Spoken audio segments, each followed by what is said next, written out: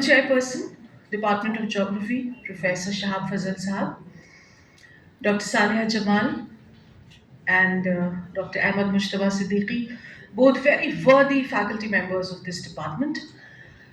The organizing committee, I'm glad to see students in the organizing committee, and all the dear, may I say participants or may I say delegates of this one-day workshop on research methodology. At the very outset, I want to thank the Geography Department administration, particularly under Professor Shahab Fazal, for giving me this opportunity to be here with you and speak to you, and the immensely gratifying words of Dr. Ahmad Mushtaba Siddiqui for me. He's saying this purely out of personal love that a brother has for a sister, because he never asked me my age and I never asked him his salary.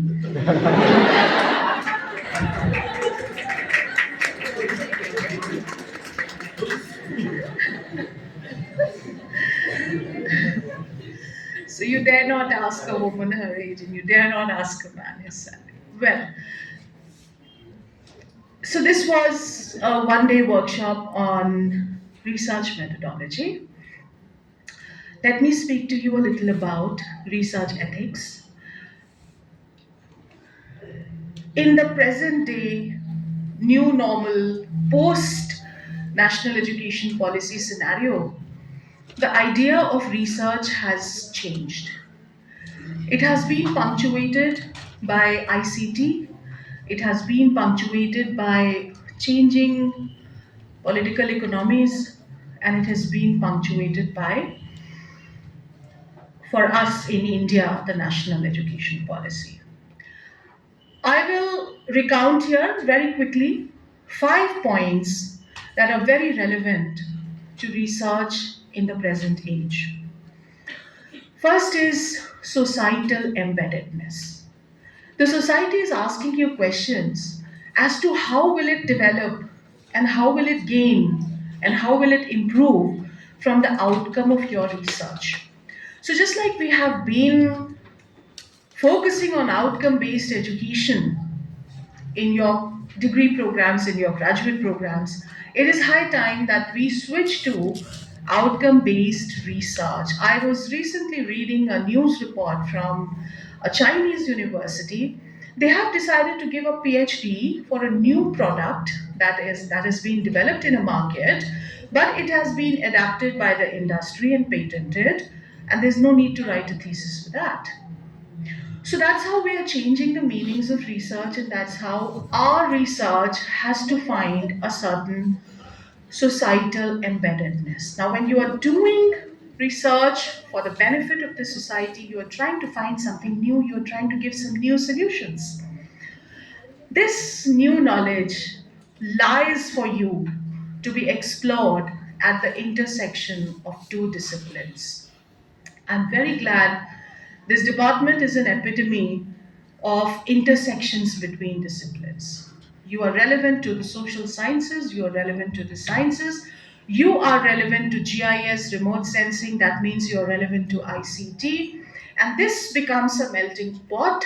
And fine examples of this are in the form of Professor Shahab Fazal and Dr. Ahmad Mushtaba. We see a certain Majmoul Behrain jise kehte hain, right, in these people, and I want to see this kind of an amalgamation of the different streams of learning in order to produce real life ground level solutions to problems.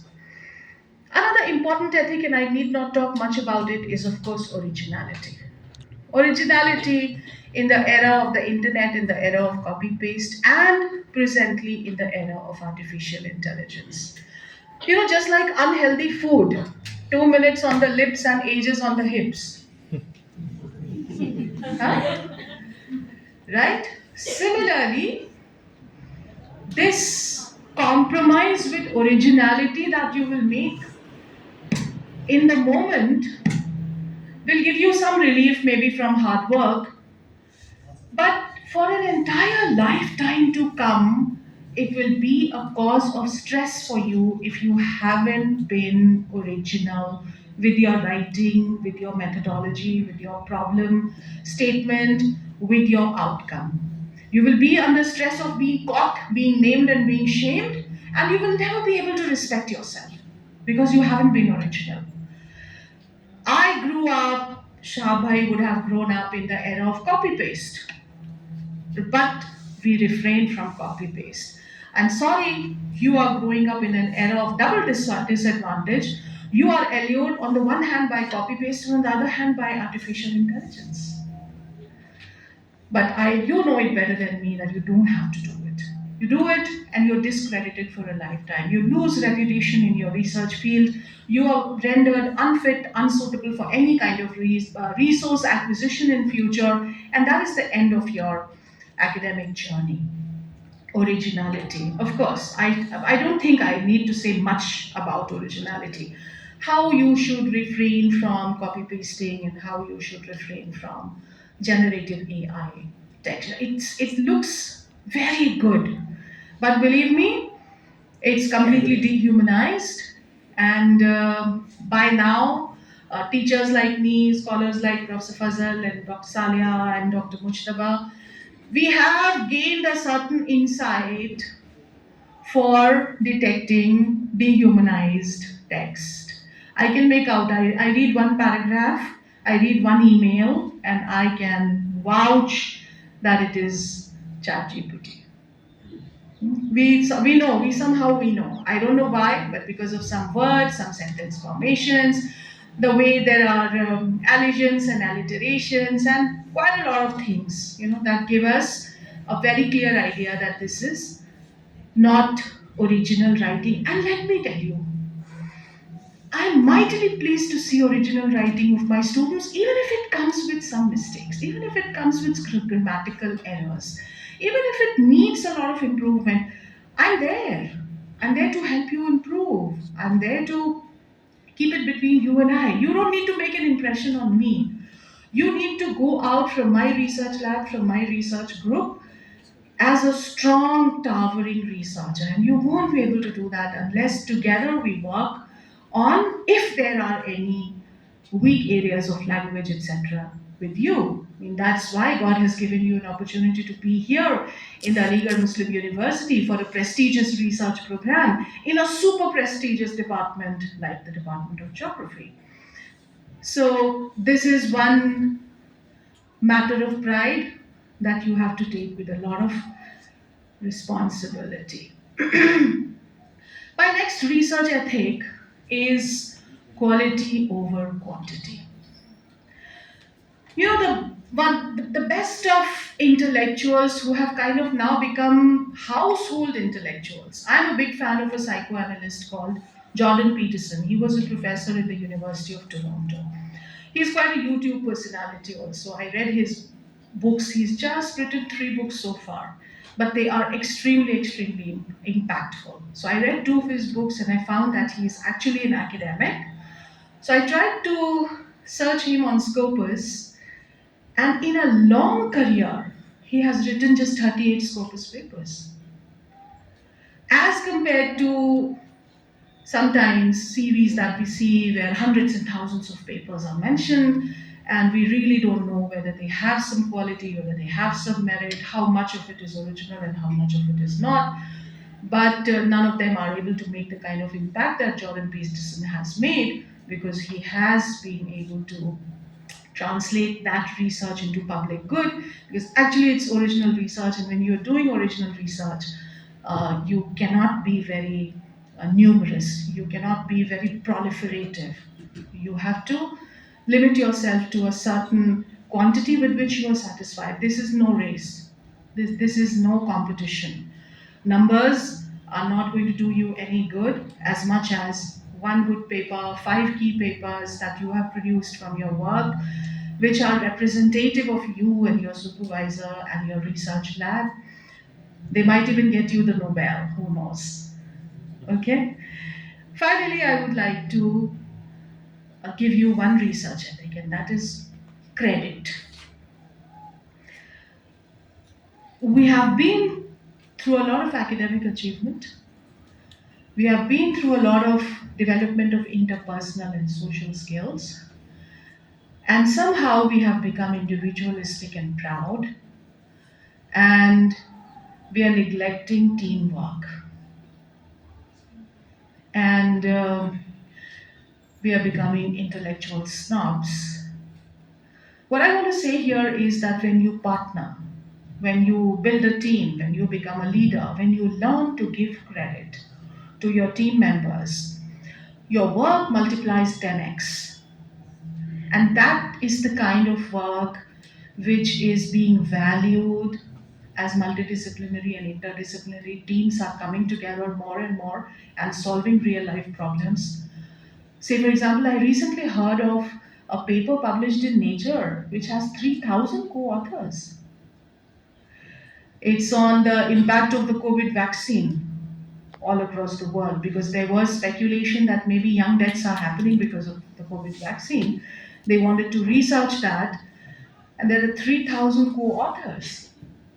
So, giving credit, partnering, making a team, acknowledging the other and his or her work is something that will take you. These 3,000 people are there in a nature publication. Nobody will ask you whether you are in a nature publication alone or with 3,000 people. You're in a nature publication, suddenly you have a halo around your head, right? How many of us have a publication in Nature? Very few. But if somebody does, he will be known. He might even write in his CV, in his core introduction, that this particular professor or a researcher has a publication in Nature. But nobody will ask you whether it's been with 3,000 authors or it's been all alone. It's about being there, and it's better if you're there with friends, if you're there with co workers, if you're there with people who believe in the same construct that you believe in. And then it becomes kind of your identity. So I think we don't have much time. I would love to interact with you more informally, and I would love to know about your work, about your research, what you're doing. I believe Shabai will invite me some other time for that. Today, I want to end with the one realization that you should have. You are very fortunate that you are in the geography department and the department has organized this 1 day workshop for you, although most of you seem to be master's students. I've never come across such an initiative in any department. We go to conferences, we go to seminars, we see research scholars. We hardly see master students becoming a part of research methodology workshops. So they're working on your skills. You have come together, partnered with them. You are uh, you are holding hands with your teachers and taking the department forward. This will certainly go a long way in taking your own research skills forward. जाते जाते मैं एक आखिरी बात ये ज़रूर कहना चाहूँगी जो मैंने पहले कहा, सोसाइटल एम्बेडेडनेस।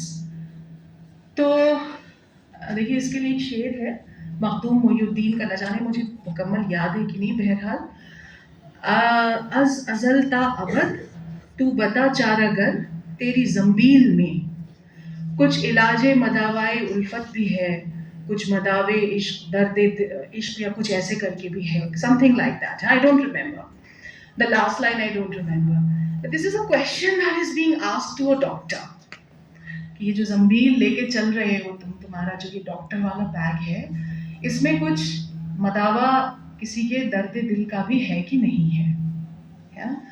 तो ये आपके लिए आपके करियर का एक बहुत ही अहम पड़ाव होगा जब आप रिसर्च में आएंगे और फिर आप रिसर्च करके जाएंगे। आपके नाम के साथ डॉक्टर लगेगा, इसीलिए मैंने कहा चारागर, अज अजल ता अबद तू बता चारागर तेरी जंबील में कुछ इलाज मुदावाए उल्फत भी है। कुछ कमजोर लोगों के साथ हमदर्दी करने का एक जज्बा आपके अंदर होना चाहिए, और वो अगर आप अपनी एकेडमिक्स के ज़रिए करते हैं, अपनी रिसर्च के ज़रिए करते हैं, अपने राइटिंग के ज़रिए करते हैं, तो फिर वो एक ऐसा काम होगा जो सिर्फ आप कर सकते हैं, कोई आम सोशल वर्कर नहीं कर सकता है। क्योंकि अज अजल ता अबद यही हमारे ہماری ساری ڈاکٹری کی وجہ ہونی چاہیے کہ ہم کسی کے درد دل کا کچھ مداوا اسے دے سکیں. تو ایک بار پھر آپ سب کو بہت بہت دلی مبارکباد. آپ سب کے لیے میری بہت بہت نیک تمنائیں. اور ایک بار پھر میں آپ سے کہوں گی کہ مجھے ایک طرح سے حسد ہے آپ سے، کیونکہ ہمارے لیے ماسٹرز میں کبھی کسی نے اتنا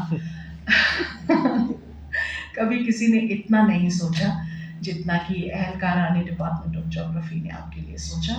تو آپ بہت مبارکباد کے قابل ہیں اور آپ کے لیے بہت نیک تمنائیں. بہت شکریہ.